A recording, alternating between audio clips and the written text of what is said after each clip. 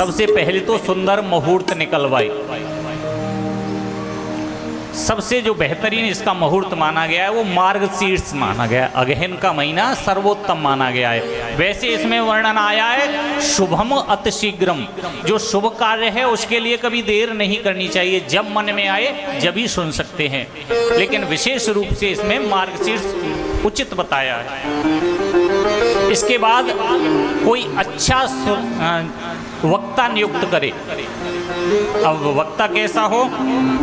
विरक्तो वैष्णवो विप्रो वेद शास्त्रात् विशुद्धिकृत दृष्टांत कुशलो धीरो वक्ता कार्यो अतिनिष्प्रह। पहली शर्त, वक्ता कैसा होना चाहिए? विरक्त। विरक्त किसे कहते हैं? जो इंद्रियों से रक्त हो, अलग हो, वही विरक्त है। विरक्त मीन्स इच्छाएं खत्म करने वाला, लालची नहीं होना चाहिए वक्ता। लालच लेकर के, क्योंकि ये श्रीमद् भागवत महापुराण जो है ये कल्प वृक्ष है, यहाँ जैसी कामना करोगे वैसा ही फल प्राप्त होगा। तो विरक्त हो। दूसरा वैष्णव हो, वैष्णव होना चाहिए, दीक्षित होना चाहिए। जो वक्ता हो उसने दीक्षा ले रखी हो, विष्णु को मानने वाला हो। और फिर तीसरी सब जो शर्त है वो है विप्रो, सिर्फ ब्राह्मण ही होना चाहिए, अनाथ और कोई जाति के लिए नहीं बताया है। यहाँ श्रीमद् भागवत जी में स्वयं कह रहे हैं विप्रो, ब्राह्मण ही होना चाहिए उसका शरीर। वेद शास्त्रार्थ, वेदों का जिसने ज्ञान, वेद पढ़े हों जिसने, शास्त्र का ज्ञान होना चाहिए। ये नहीं कि 3 श्लोक याद कर लिए, 4 चौपाई याद कर ली, 2 गाने याद कर लिए तो वक्ता बन गए। नहीं, मैंने थोड़ी देर पहले बताया ये परमहंसों की है, इसमें अच्छे अच्छे विद्वानों की परीक्षा होती है महाराज भागवत जी में। दृष्टांत देने में कुशल होना चाहिए। इसके अलावा श्रीमद् भागवत महापुराण सुनने के लिए श्रोताओं के भी लक्षण बताए हैं। बोले पहला लक्षण, बोले जो श्रोता जो परीक्षित बने वो दीक्षित होना चाहिए, उसने किसी अदिष्ट गुरु से दीक्षा ले रखी हो और गुरु मंत्र का पालन करता हो।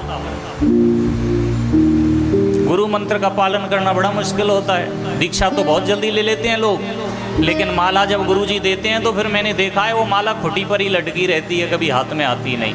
ऐसा नहीं होना चाहिए, गुरु मंत्र का पालन करने वाला होना चाहिए। बोले और नियम क्या है इसका? बोले नियम है नियम पूर्वक घृत पानम पयः पानम। अब यहाँ बड़ी समस्या है। इसमें कहा गया है कि कथा जब श्रवण की जाए तो श्रोताओं को घी पी करके रहना चाहिए। अब कौन कौन रह सकता है घी पी करके? देख लो, घी पी करके कथा सुननी है, खाना कुछ नहीं है। तो वो कहा कि ये नियम तो बहुत कठिन हो जाएगा, तो फिर आगे कहा बोले घृत पानम पय पानम। अगर घी पी करके ना रह सके तो पय पानम, दूध पी करके रहे। बोले पेय पानम कृत्वा वही श्रवणात्मकम। अगर इतना भी नहीं कर सकता तो बोले फलाहारेण, केवल फलाहार ले। इस पे थोड़ा सा ध्यान दीजिए, 1 मिनट, आज थोड़ा विलंब तो हो ही गया। फलाहारेण, इसमें फलाहारेण आया है। फलाहारेण तो बोले फलाहार ही करो। अब इसमें नमक मिर्च का खाने के लिए नहीं बताया है। लोग क्या करते हैं, व्रत करते हैं और फलाहार, बोले आज तो हमारा फलाहार है, और फलाहार महाराज फुल आहार से भी ज़्यादा हो जाता है, फुल आहार से और ओवर हो जाता है। फलाहारण का मतलब है सिर्फ फलों का भक्षण, उनका रस स्वाद लीजिए, रस पी सकते हो, फल खा सकते हो, उसमें नमक नहीं होना चाहिए। चाहे वो सेंधा नमक हो, चाहे काला हो, चाहे पीला हो, चाहे नीला हो, इसमें नमक के लिए बिल्कुल मना किया गया है। फलाहारेण तो फलाहारेण ही होना चाहिए। आगे और कथाएं आएंगी जब आपको बताएंगे। एकादशी का व्रत है ना, एकादशी के व्रत में कभी भूल करके भी नमक का आहार नहीं लेना चाहिए, चाहे वो सेंधा हो चाहे कैसा भी हो। नमक तो नमक है, उसमें सिर्फ एकादशी के व्रत में आया है कि जो जैसी एकादशी रखी जाती है उसी का आहार लेकर के रखी जाती है वो। इस कारण इसमें बताया फलाहारेण। अगर घी पी करके न रह सके तो दूध पी के रहे, दूध पी करके न रह सके तो फलाहार ले ले। बोले इतना भी न कर सके तो भाव्यम एक भुक्तेन वा पुनः सुख साध्यम भवेत्यत्यु कर्तव्यम श्रवणाय ततः भोजनम तो वरम मन्ये कथा श्रवण कारकम। इतना न हो सके तो एक समय सुबह फलाहार ले ले और शाम को भोजन कर ले। इतना तो कर सकते हैं। बोले इतना भी न कर सके तो बोले इतना भी न कर सके तो 6 बार भोजन करो, लेकिन कथा को ध्यान से सुनो। अच्छा, भोजन कम क्यों बताया है? भोजन इसलिए कम बताया है कि भोजन करने से आलस्य आता है, और आलस्य आएगा तो कथा श्रवण तो करेंगे हम, लेकिन उसका मनन नहीं कर पाएंगे। इस कारण बहुत हल्का भोजन लेना चाहिए। तो एक समय फलाहार ले और एक समय भोजन। इसके अलावा इसमें दर्शाया गया है कि भूमि पर शयन करना चाहिए। भूमि पर शयन करे, जनेऊ का पालन करे, गुरु मंत्र की माला करे। कथा सुनते समय माला ले लें और माला लेकर के जाप करते हुए कथा का श्रवण करें तो ज्यादा लाभ प्राप्त होता है। इसके अलावा जब जब इसमें उत्सव मनाए जाएं तो उन उत्सवों को हर्षोल्लास के साथ मनाया जाए। इसमें वर्णन आया है, कल इस पे थोड़ा प्रकाश डालेंगे। एक भागवत जी में बोले इतना खर्च करना चाहिए जितना बेटी के विवाह में धन खर्च करते हैं। इसके अलावा और जो नियम हैं वो कलश वाली कन्याओं के लिए बताए हैं, माता बहनाओं के लिए बताए हैं, उन्हें बहुत ध्यान से सुनना चाहिए। प्रातःकाल अपने कलश को आकर के देखना चाहिए। कलश में जल कम हो गया हो तो जल उसमें डालना चाहिए।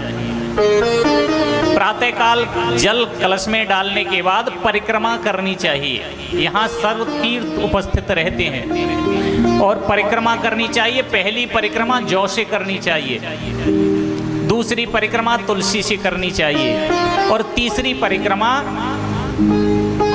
मधुर कुछ मीठे से करनी चाहिए। फिर उसके बाद आपकी जैसी इच्छा हो उस हिसाब से 108 परिक्रमा नित्य प्रति करनी चाहिए, क्योंकि यहाँ सर्व तीर्थ उपस्थित रहते हैं, इस कारण से परिक्रमा करनी चाहिए। सायं के समय अपने अपने कलश के पास दीपक जला करके रखना चाहिए। ये इस प्रकार से बहुत सारे नियम यहाँ पर दर्शाए गए हैं। इसको सुनने के बाद सनक, सनंदन, सनातन और सनत कुमार चारों ऋषियों ने भक्ति महारानी के जो 2 पुत्र हैं उनका बुढ़ापा दूर किया, युवावस्था को प्राप्त हुए।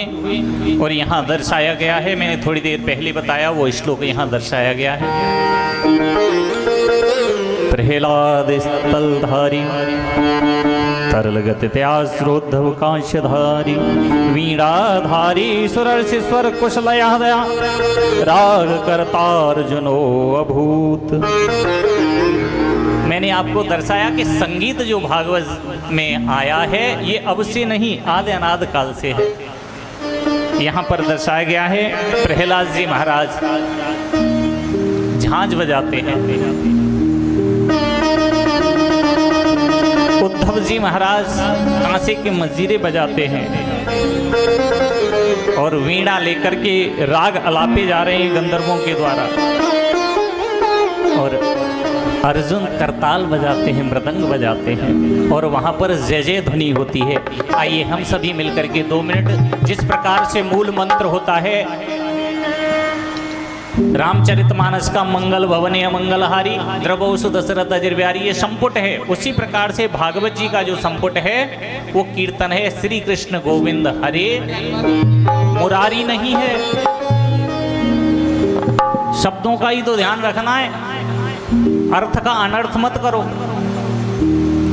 मुरारी नहीं है, वह मुरारे है, रे मुरारे, मुर दैत्य का नाश करने वाले, मुरारी नहीं मुरारे। श्री कृष्ण गोविंद हरे मुरारे, हे नाथ नारायण वासु देवा नहीं देवाय। 7 दिनों में यही तो हम आपको सिखाएंगे, और सिखाएंगे क्या, ये अशुद्धि जो है यही दूर हो जाए तो फिर सब ठीक भी हो जाए। कहने का तात्पर्य, आइए 2 मिनट मिल करके इस संकीर्तन का उच्चारण करें।